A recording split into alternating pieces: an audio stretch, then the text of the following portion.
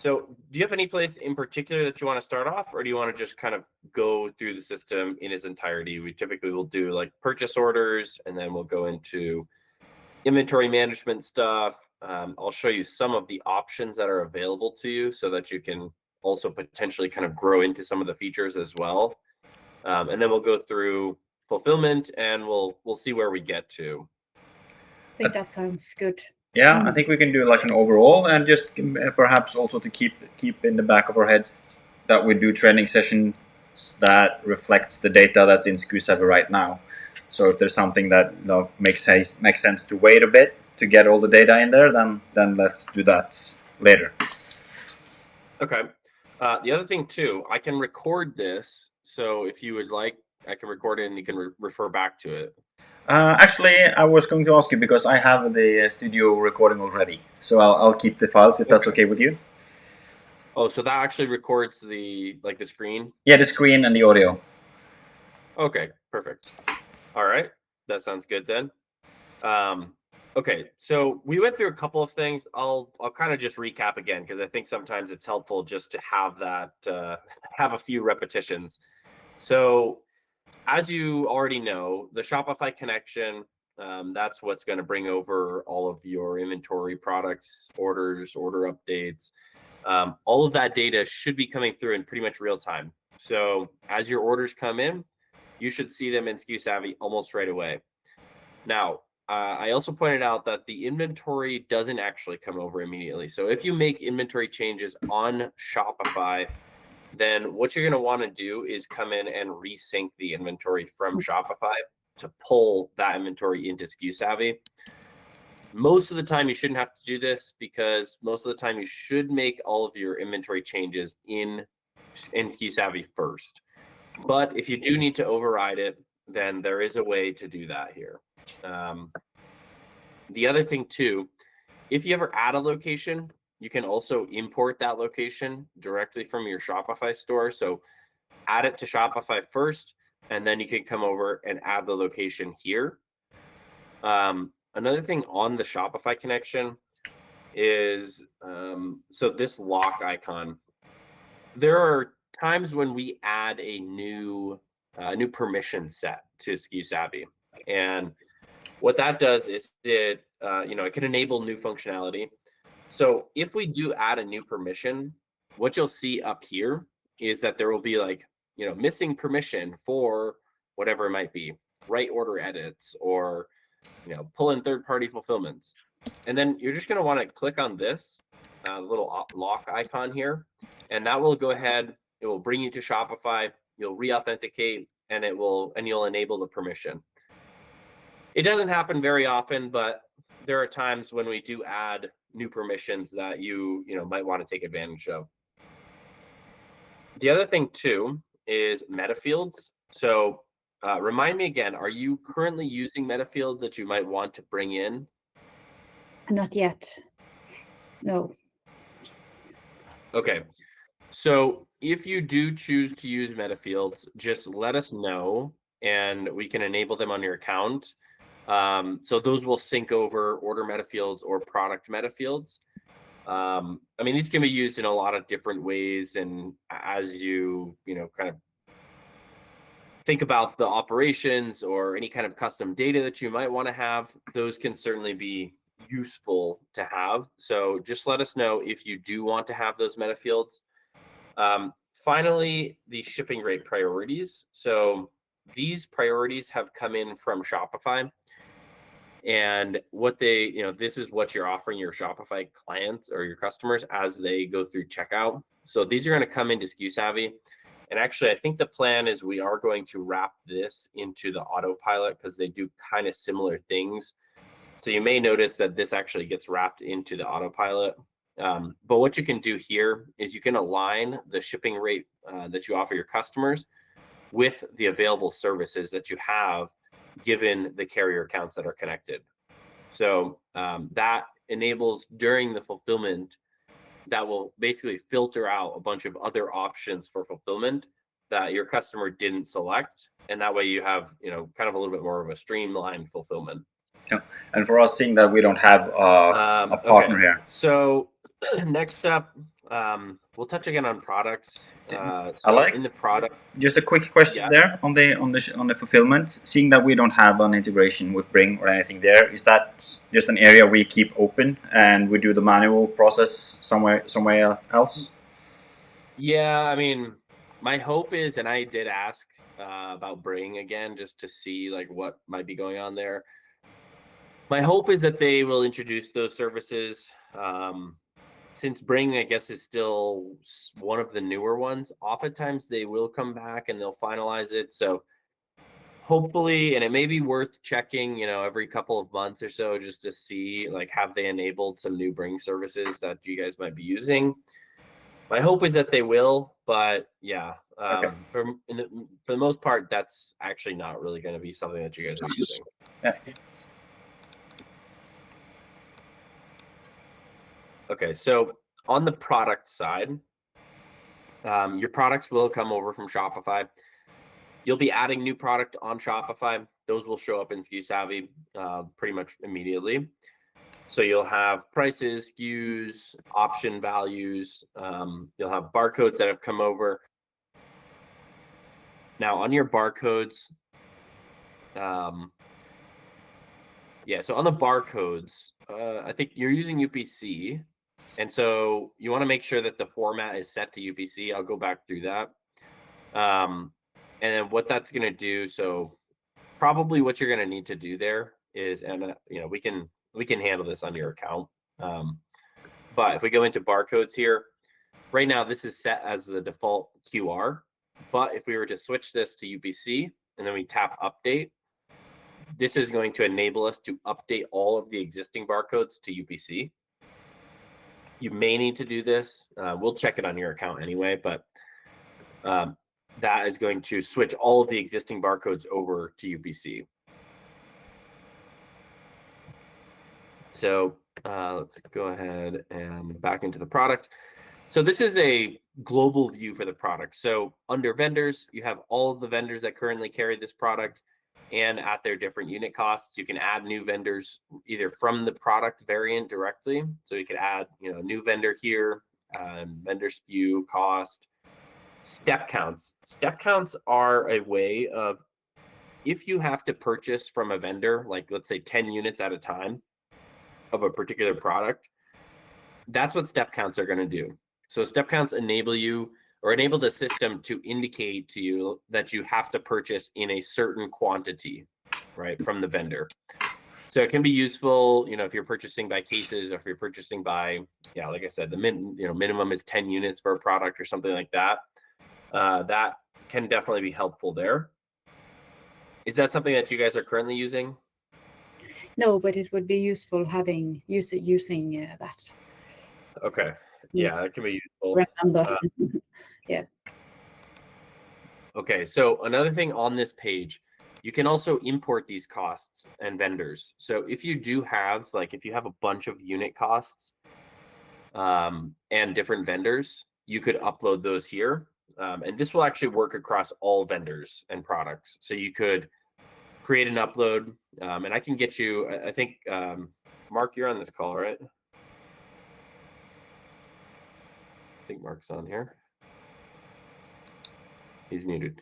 We can, so we, Mark, you have a global import we could send over? I believe we already sent them over for their vendors with their unit costs that Teresa's been working on, correct? Okay. Yeah. Okay. So we can import those unit costs here. You could also get an export of the unit costs. So if you click on this, this will give you a way to either narrow down by vendor, some other criteria there, and then you can narrow down by the field. So you can get an export of all of your current product data from a cost perspective. And so update there as well as export and get all of your unit information. Kitting. Remind me again, I forgot if you had mentioned this. Are you going to be doing any kind of kitting or bundling? Yep. Yes. Okay. So kits are a way of putting together a recipe, basically. And so the input side of the kits, now if you already have a bunch of these, this is something that we should get from you guys so that we can import these for you. I think we already did, right? I think we already set this up. I've actually set up a lot of them already, and we're not missing too many. Okay. So we're on that, creating those like skeleton products, right? And then triggering assembly of products. Okay, perfect. Yeah, so just to touch on kits, the inputs are what you are going to be picking to then create an output. So these kits can hold any type of relationship, one-to-one, one-to-many, many-to-many, many-to-one. All different types of conversions happen with kitting. So fairly simple, but oftentimes people do get confused on that. Also with kitting, you can pre-assemble a kit. So if you just find the kit and you hit assemble, that's going to be what we call a pre-assemble. Then you would be kind of picking the product, converting it over, and then after you convert it, you're actually putting it into a bin location. So that's a pre-assembly of the kit. Whereas most of the time, if you are dealing with kitting, you're going to be doing inline kitting. And so what that does is while you're going through picking product, if there's a kit on the product, it will actually take you through a miniature pick to kind of pick the product, convert it, and then allocate it after the fact. Okay. Yeah, that's a nice thing. I think this is going to be a key feature for us as we sell a lot of like starting packages. So oh, cool. Yep, it's going to be quite key feature for us. Okay. Next up is inventory. So again, we're looking at a global view for inventory. So on the inventory side, you can come in here, you can search for a particular variant. You can see everything that's in the company, all of your committed stock and which orders those are committed to, as well as expected. So this could be either on purchase orders or transfer orders. This is stock that is expecting to come in for this particular variant. And then down here, you have all of the stock locations. So just kind of a centralized view for everything. Once you go into a warehouse, then it's going to be, particular to that warehouse. So we'll cover a couple more things here. Orders view. So you have outbound, which would be your customer orders, inbound, which would be purchase orders, and transfers. So you can come in here, you can view a particular order. You could add notes to the order. You could actually change the order. So if you make an edit to the order, you can either add items, and adding the item is going to actually update the order back to Shopify as well. So if a customer calls in and like, hey, I need you to add, this new fin size, you could add it here directly in SKUsavvy, or you can add it in Shopify. Either place will accept the order edits back to the other one. How will that either place? Yeah. What will happen with the payment there? Will that like trigger send updated message to the customer to do a upgrade payment or something? Yeah, correct. So what you're going to see is if you make an edit on the order in SKUsavvy, that payment status on Shopify will be like partially paid. Okay. So you would have a updated payment status there. And then, typically you'll be able to go into Shopify and handle, like, just accept the payment if the customer has some kind of card on file. Yeah. Otherwise, yeah, you would use Shopify to send out the payment request. Okay. And I think they send out I think you can send the customer to basically like a portal, like a checkout almost. Yep. And they'll be able to update there. Oftentimes this is handled just because the customer might already have a card on file, or Shopify captures that card. Yep. So you should, for the most part, I think even there's some cases, I think it will actually automatically accept the payment. But I'll have to get back to you on that. I think we'll have to check it also because we have like so many different options to pay, not only credit cards. So I think we'll do some testing. And it also reminds me of a second thing is that right now our shop has enabled that feature that states capture payment on order placement, and we're planning, of course, to change that to capture payment on fulfillment as we move to SKUsavvy. Okay, perfect. Yeah. Okay, cool. Yeah, so you can add order edits either place. Payments should be handled through Shopify though. You could also edit the product quantities. So if this product, we actually only need 4, we can make an edit there, and that will update the information back to Shopify there. If an order gets routed to, well, I think we're just dealing with one, so this isn't too much of an issue, but you can reroute orders here. So I don't know if you're going to do like a pop-up shop or something like that, you could reroute orders here if it did not come into the right location from Shopify. And then also from here, you could just go ahead and start fulfilling an order. So wherever you find the order and you get into this order detail screen, whether it be from the company-wide view or whether it's actually within the warehouse, you could always just go ahead, tap on fulfill, and start fulfilling this order. A couple of other options here. You do have logs for every single order. So whether that's a customer order, a purchase order, a transfer order, everything is going to have a log. And typically those are held in the 3-dot menu. I always tell people, just anywhere that you see a 3-dot menu, if you're not sure about what that does, definitely check it out. Oftentimes that's kind of like the place where you're going to find settings that you might need to utilize. You could also export the order here and just get like a CSV file of the order for whatever reason you might need. And then also you could cancel an order. So order cancellations, you can cancel that in SKUsavvy or on Shopify again. Those are, and then you'll see that if you canceled it, let's say on Shopify, this order status will just update to canceled.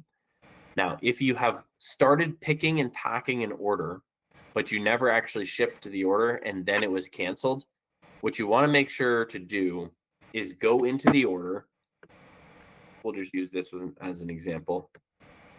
So if we've started picking this order, and it doesn't matter really what status this is in. So if only we picked one item from this order, and then we went through and we actually canceled the order, we would want to make sure to go through and unpack and unpick the items.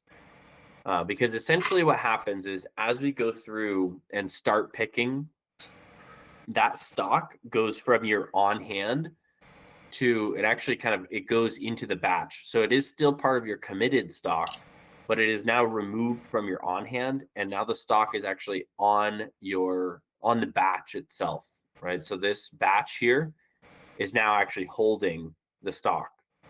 So any kind of changes that you have made, like any kind of cancellation, I should say, you want to make sure that you come in to SKUsavvy and unpick, unpack, kind of reverse the actual packing structure for that order so that stock actually gets back into in your inventory. Now there is a centralized place that you can view all of this. So if you come into packed shipments, this is going to show you shipments that have some kind of process happening. So you can always get to this view. So if you've made a couple of order cancellations but you've already started picking those, packing them into your order fulfillment, and then go into packed shipments. And that's what's going to enable you to find all of the shipments that have some kind of action on them.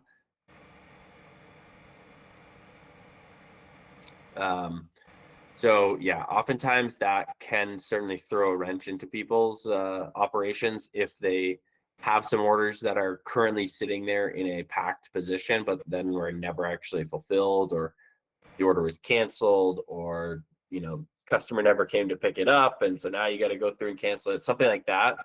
All of those scenarios, plan to go into the order, unpick it, unpack it, put it back into the bin location, and that kind of marries all of the inventory back up.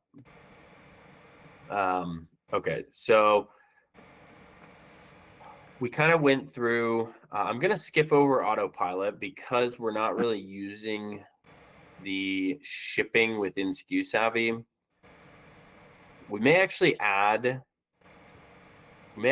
something here to ship manually, but for now, this is not something that you guys are going to be using. So I'm going to mostly skip over that one. On the vendor side, we did kind of go through this. You just have one centralized view here for the vendor. So you could come in, view the vendor, view the items. Here again, you can get or either import unit costs, or you could export all of the information about the vendor connections here. Slightly different view from if we were to look at it on a specific product variant. Okay, and then also you have customers. So you're going to have the ability to come in, see your customer, and see the orders that they have, see the status of the orders.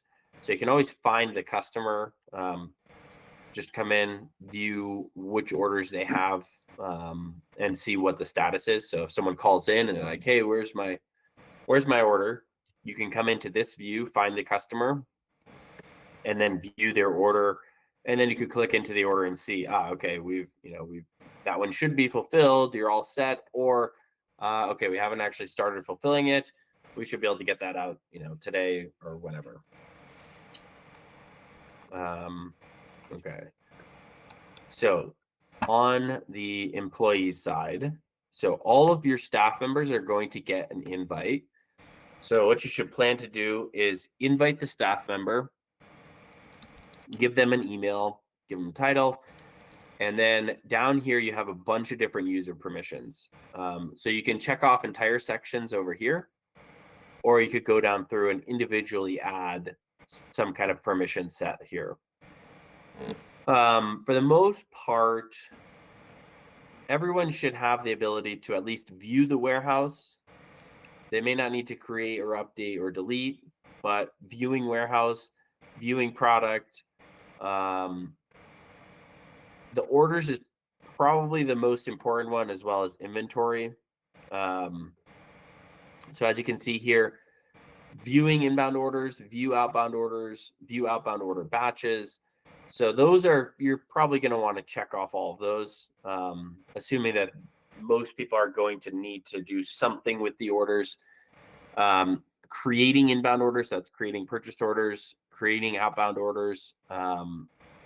You can create orders in SKUsavvy and have them sent up to Shopify. So it can be useful when you're dealing with, let's say, wholesale orders, or customer walks in and you happen to have SKUsavvy open. You can create the order in SKUsavvy and have it sent up to Shopify. Create outbound order batch. So anyone who's going to be doing any kind of fulfillment work will want to be able to create outbound order batches. Update inbound orders, update outbound orders. Fairly self-explanatory there. So you can decide how you want to deal with those permissions. On the employees side, this is actually being able to view employees. The only one that you may be cautious about, obviously, like updating and deleting.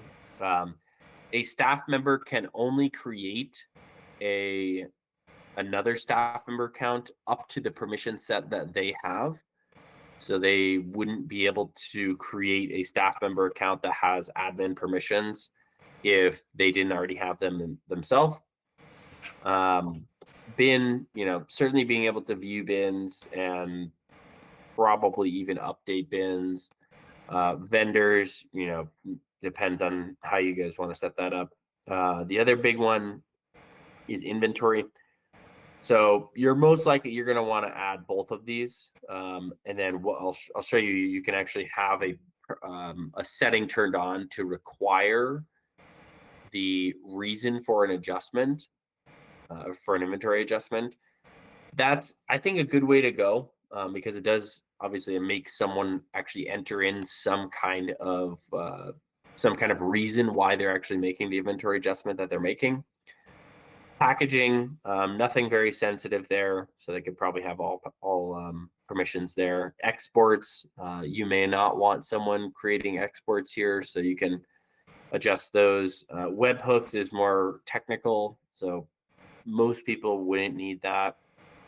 And then companies. So this company setting here, this is for being able to update company billing, and disable users. So these ones are actually held, or the settings here are for under the dashboard. So it's like being able to come into these settings and adjust them, or being able to go into your billing portal and adjust that. So really it's only the company admins that need to be able to see that. And then otherwise you would just send out the invitation. You can always see which invitations have been sent out and what the status, whether they accepted it, or you could come in and resend. You could come in and resend the invite here as well. So if they haven't actually, if they've the invite will expire after 7 days. So if for some reason you sent it out, they didn't accept the invite, 7 days has gone by, they can no longer accept it. You can just go into the invite and resend it out. All right, so carriers, I guess we'll skip over that one. Exports. So on the exports, if you go in and then you go to create, this is going to have all of the major exports throughout the system. Now, most of the time you can find these exports on within the section of the within the section of the system that you're trying to find it, right? So like at the top of the orders table, there will be an export button there. Here enables you to have all of them in one place. So we could get our unit costs by coming in here and exporting these, selecting a vendor potentially. We can get an inventory, narrow it down to whatever kind of fields we're trying to look at. So this is really going to be a good place to create the type of export that you need. We also do have a way to build custom exports. So if you don't find an export that you need, by all means, send it over to us. You can either put that in a ticket. So you could create a ticket and then as the type, just put export data. And you can put all of the different types of fields that you're trying to find. And we can create that and send it back over to you guys. So that's certainly a good option. Yeah, one export that I'm wondering if it's possible to make is cost of goods reports for a limited time period. For instance, for January, how much items, what was the cost price of all the items sold in that period? Is that possible? Oh, okay. Yep. Yeah. Like a cost of goods report. Yeah, you could definitely get a custom goods report for a particular month.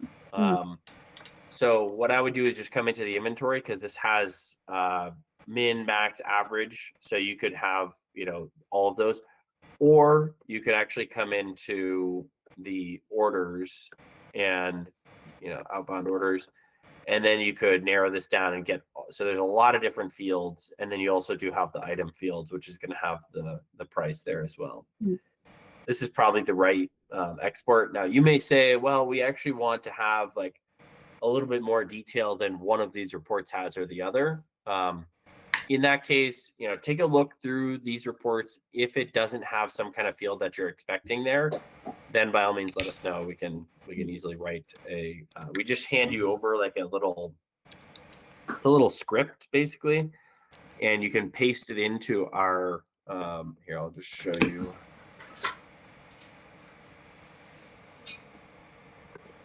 So you could paste it in here, and this is like, we would just supply you with this, and you just paste it in here, and then you can run this, and it will give you all of the, so for instance, like if we were to run our product, I think this one should work, or not.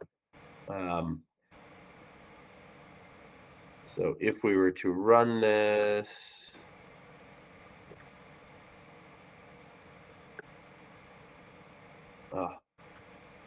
okay, I'll go to a simpler one. This is going to get all of our, whoops.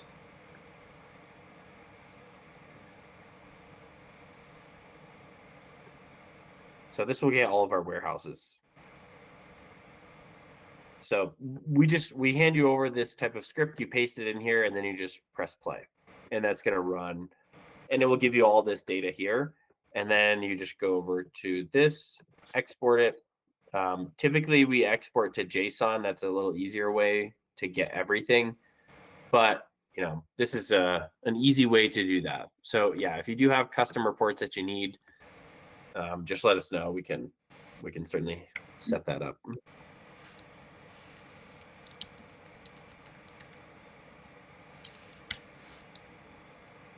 All right, so now we'll go into the warehouse. So this is really the action center.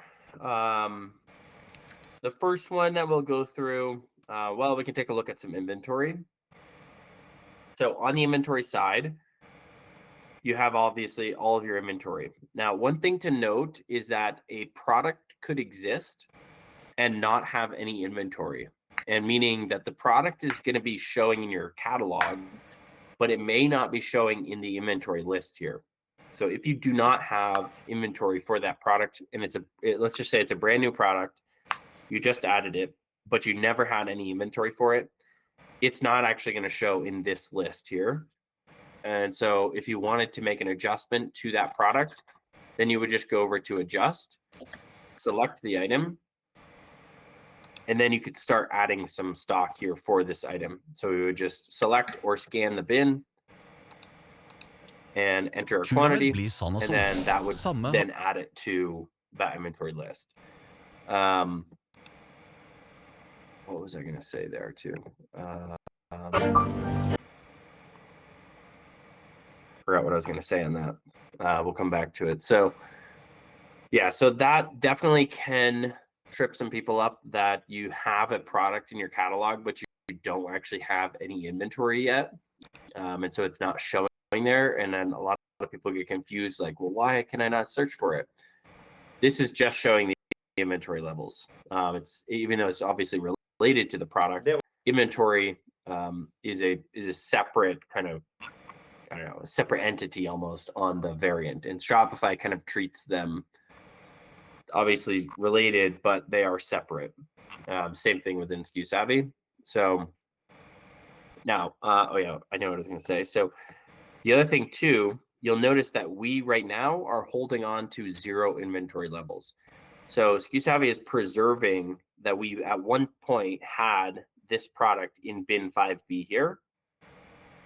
You can optionally have SKUsavvy remove this 0 inventory level. So if you wanted to remove the 0 inventory level, you would just come into your settings, go down to inventory, and right here, retain empty records.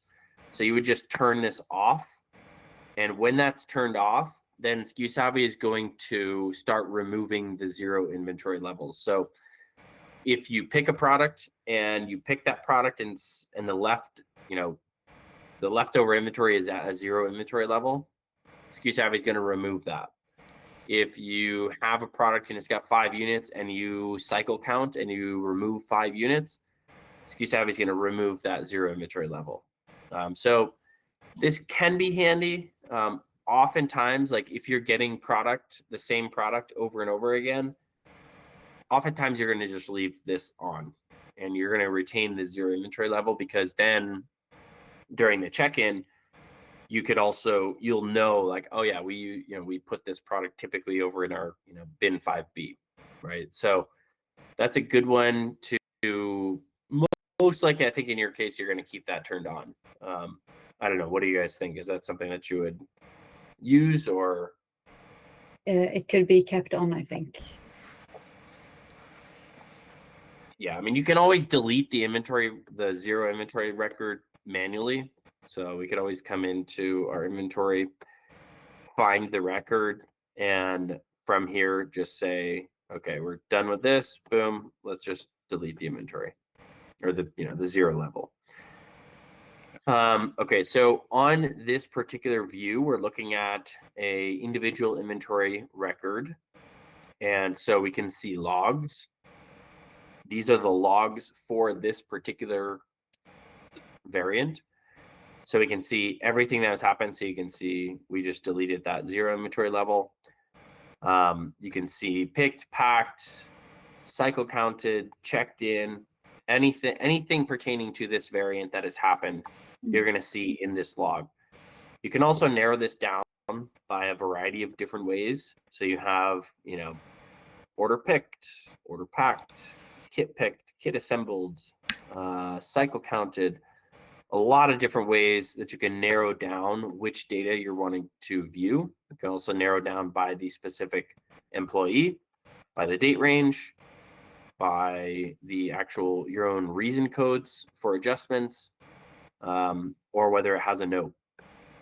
So, and then this can always be exported as well. So if you're trying to do some forensic analysis on your inventory as to why a particular product is all messed up, this is a good place to start. You can get the logs here and kind of narrow it down and figure out why some inventory went missing or something. So everything is going to have a log with it. Just keep that in mind.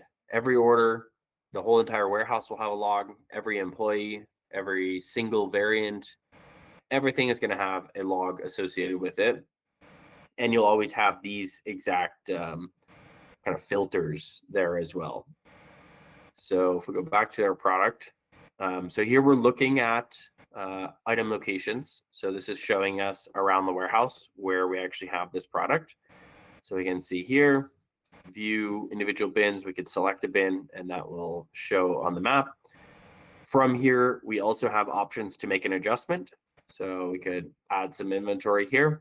And then also on this adjustment, you see that normally you should leave this on, but you do have an option to turn off the sync with Shopify. That would only update this in SKUsavvy and not update back to Shopify. The only times really to do that is like, let's say Shopify shows 5 units for this product, or I don't know, let's just say Shopify shows 45 units for this product. We are showing 43 units in SKUsavvy. We may choose to just manually update the 2 units so that it matches Shopify. And we're going to turn off the sync so that we're not actually changing Shopify from 45 up to 47. And now in SKUsavvy, it shows 45. So one thing about the way that the inventory syncs works. So inventory, when you make an update in SKUsavvy, we are only pushing up the difference. In other words, if you change a product from 5 units up to 7 units, we're only pushing up the fact that you added 2 units to that inventory level.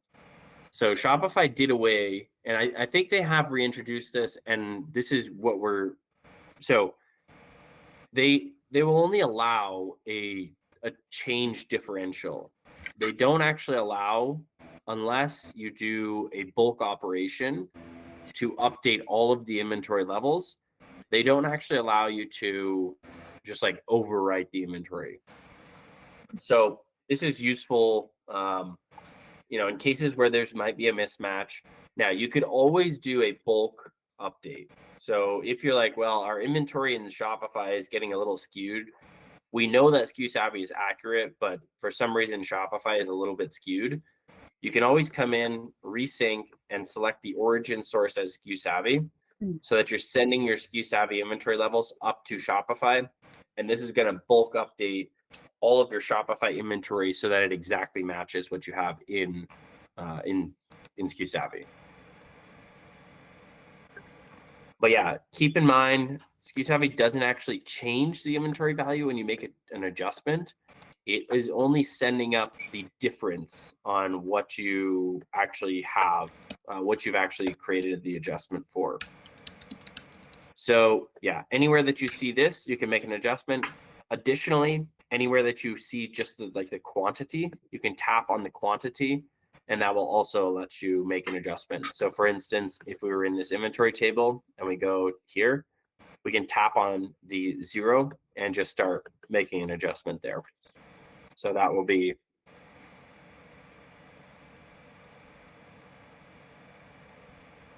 so that's an easy way to just make adjustments wherever you are. That could also be even like in the fulfillment screen. So while you're fulfilling an order, while you're picking it, you may notice that a bin has, it says that it's got 5 units, but there's only 4. You could make the adjustment there during the pick.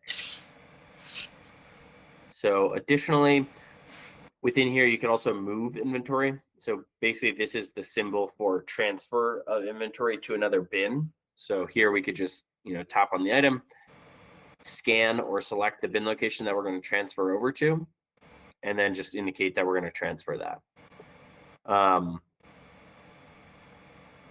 And then, okay, so down here, this is the automated replenishment. And basically what this is doing, these are min and maxes. So if you know that you always want to have somewhere between, I don't know, like we'll just use this one. You always want to have somewhere between 100 and 1,000 units of this product. If you get below 100 units, then SKUsavvy will kick off this replenishment. And so what you'll see is in the stock replenishment over here, you'll actually see that there is some kind of, indicated that we're below our level. Now this will show in, within the range as well, products that are in range, but it will also show above or below the range too. So when you set this up for a given inventory item, that is going to inform on the purchasing side how many units you should be purchasing to get back up to the desired level. Now, SKUsavvy is also going to automatically make some kind of assumptions about how much inventory you actually want to order. So it's looking at, it's looking at what your on-hand committed expected inventory levels are. It's looking at the sales velocity. So this value here, how fast has this product sold over a given period of time?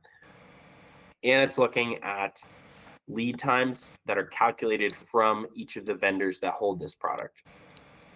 So it's always trying to make an assumption about how much inventory you should be using, or you should be purchasing or transferring to get back up to your desired inventory level.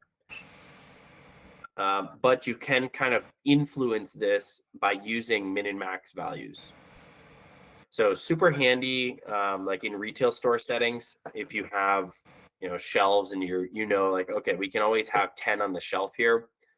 When we get below 5, we want to start replenishing it. Is that something that you guys have data for currently, or something that you are anticipating to get data for? No, not really, but this is definitely something we will use now. Yeah, and over time, this is better than we have done. We use this tool. Yeah, over time, SKUsavvy will start to, it has better data in there. And actually, you can start to use some of that data to either enter in your own min and max values, or you'll just be able to get suggestions on how much stock you should be purchasing, because the system knows, like, how fast the product is selling, what the lead time is. And so just doing those kind of simple calculations, it can come up with a, expected value for how many units you should be purchasing. So definitely worthwhile to, keep this in mind. And if you happen to know for a particular item that, we kind of, we always want to be between 10 and 20 units or something, then you can just come into the inventory item and enter that in here. You can always enter this. Down here, you also have kitting. So this is going to show all of the, so you have inputs and outputs here. And then we're showing all of the inventory for the inputs and the outputs. And then you can see, obviously, where you've got that. So yeah, kind of a handy view for the kitting itself. So yeah, I guess that's kind of the summary of the inventory. Let's see. Any questions on inventory items in particular? It looks good. I guess perhaps we'll have some more questions once we're like in our system with the latest important stuff that Matthias shared. So perhaps we'll get back to you when we're looking at our own stuff.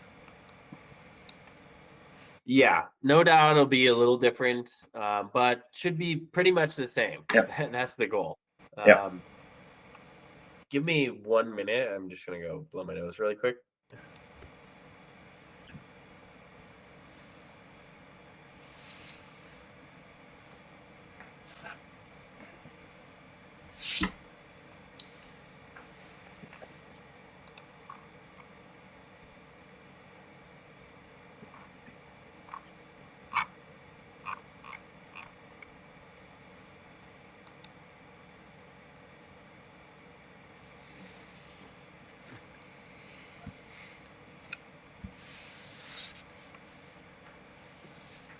Okay. There is one more thing that I forgot to point out, which is the replenishments between bins. So if you have holding stock and you have like your retail bins, this is a place where you can have the holding stock replenish the retail bins. Yeah. And this is, you actually don't have to have a from bin here. So if you've got multiple locations that you're holding some kind of bulk stock, you can have the system set up the transfer to replenish your pick stock. So again, this is something that you can kind of grow into. You don't really need to use this right off, but it certainly can become helpful. And then what you're going to see is if you start setting these up, so just to create one, what you would do here is just go to create bin replenishment. You can see the list of places that you already have stock. Again, you don't actually need to set a from bin. On the to bin side, we can see, any bin location that we want to actually transfer this over to, and then you set a min and max.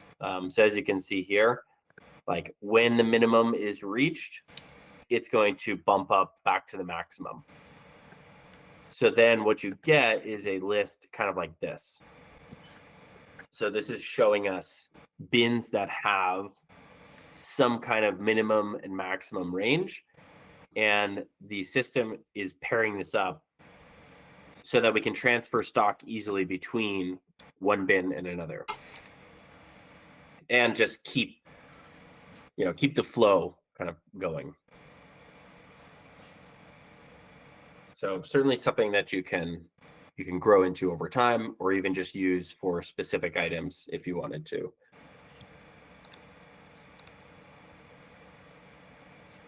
Okay, so we have 12 minutes in this session. So I guess what I'll do,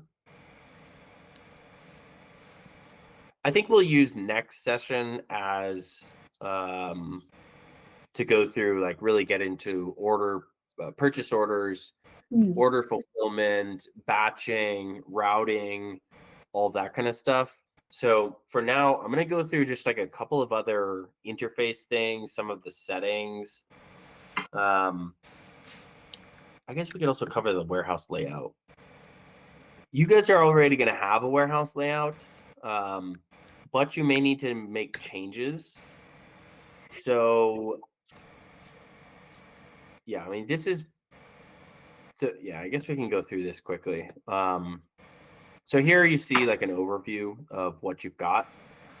You can click on a specific level and see, what bins are there. If you needed to make edits, things to know.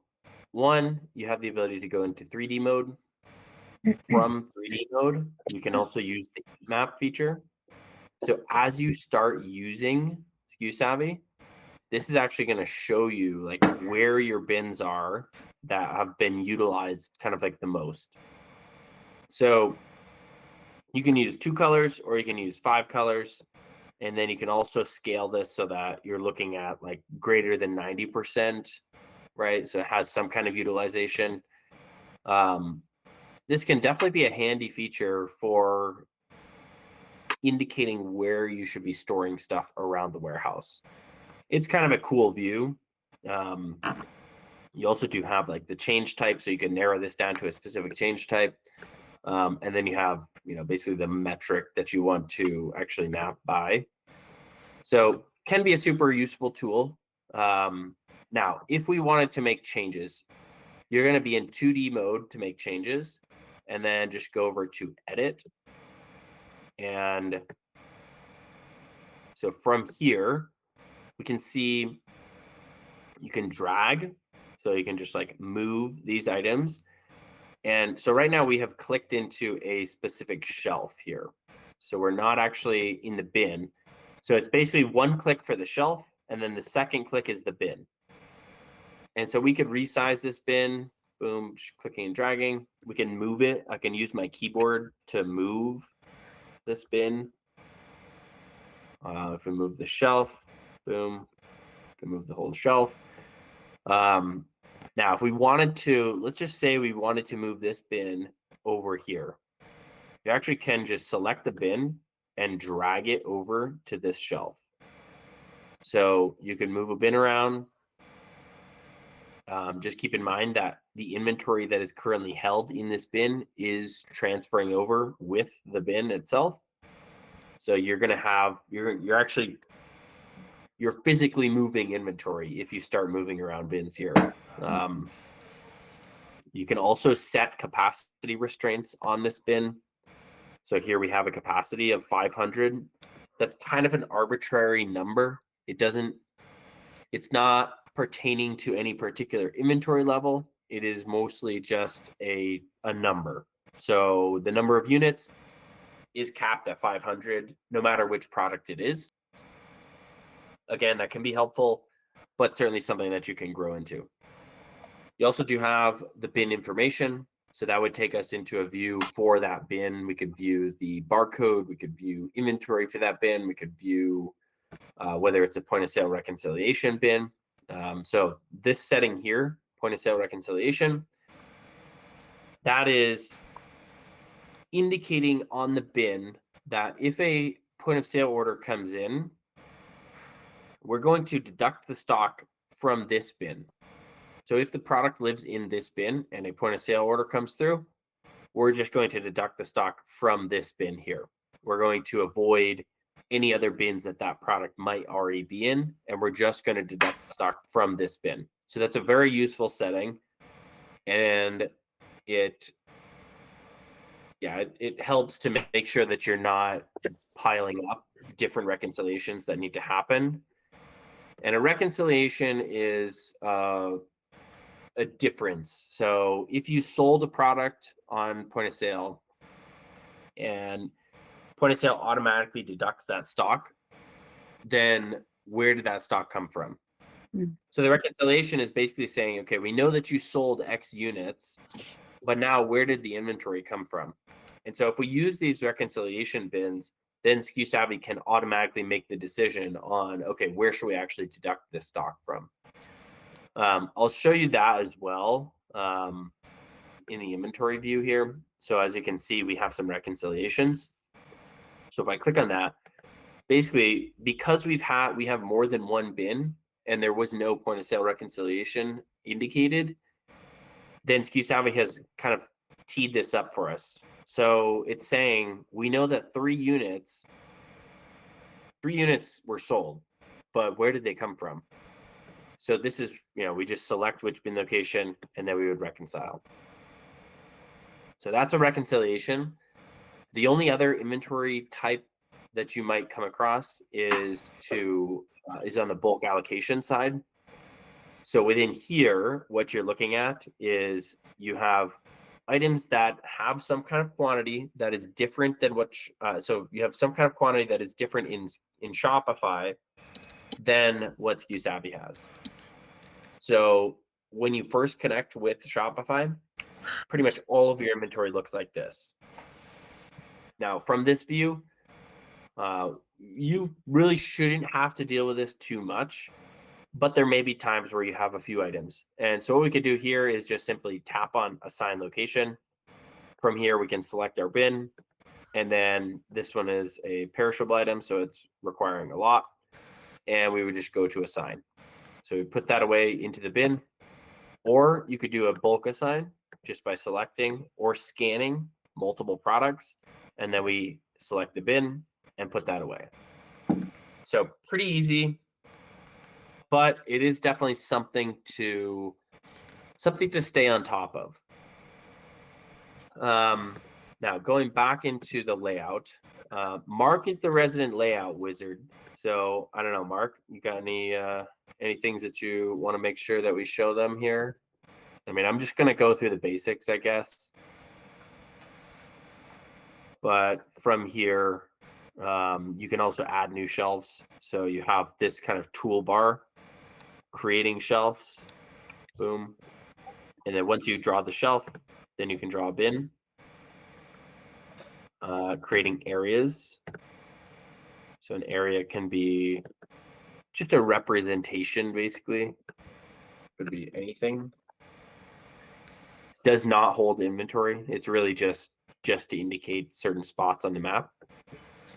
You have walls and doors, boom, and then you have bulk.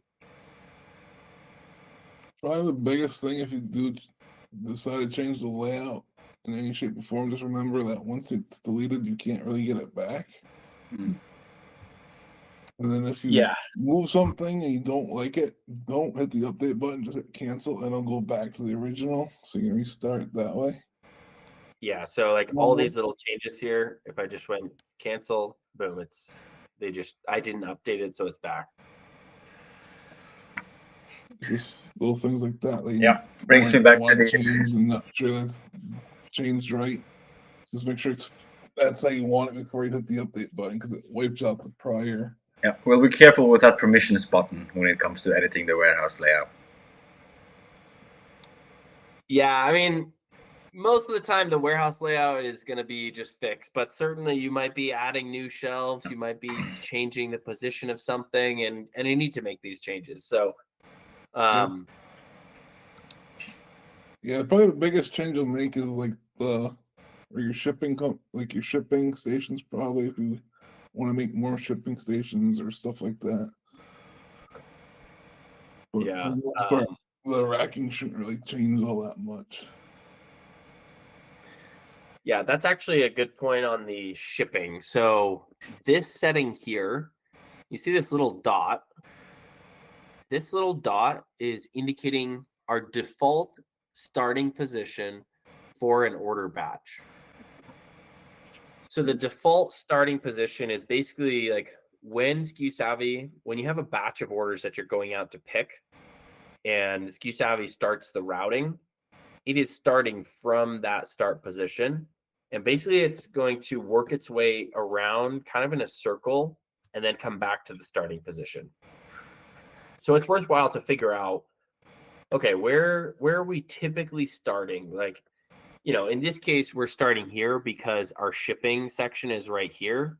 So like everyone would theoretically always be coming back to our shipping stations to drop the product or to actually ship it out. And then they'd be starting from there again. So that's why it makes sense to put it next to the shipping, where your actual fulfillment stations are, assuming that you're going to like go out into the warehouse, get some product, and come back to the shipping station. You may not want to set this, but generally speaking, generally you do want to set this starting point. We can help you with that. I mean, it's not a big one. So, okay. So I guess we'll wrap there. What's that? For you guys, since you got the mezzanines, do you guys pick from the mezzanines, or is that just holding replenishment stocks? That's just holding stocks, yeah. You don't pick from there. Yeah. Yeah, because like Alex was saying, there's no way for SKUsavvy right now to variance the different levels. So it's all on like a base plane for the picking. So that's why I was asking about the mezzanines. If it's picking or non-picking. So we just have to make it a non-pickable bins. Oh, Make sure that's set up for you. Yeah, that's perfect. Then we'll just go ahead with a move stock operation whenever that's needed.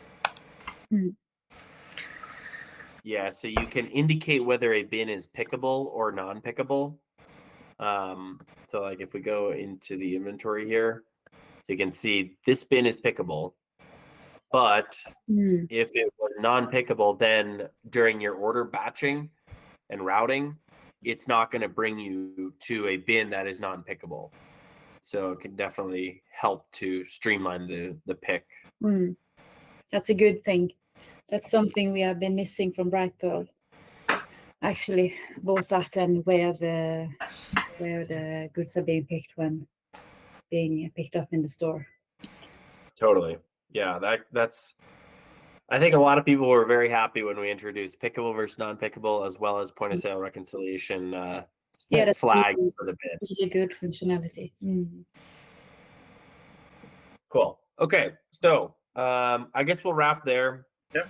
You guys are at the end of your day. We're just starting ours. So yeah, hopefully that's helpful. Next time we'll get in.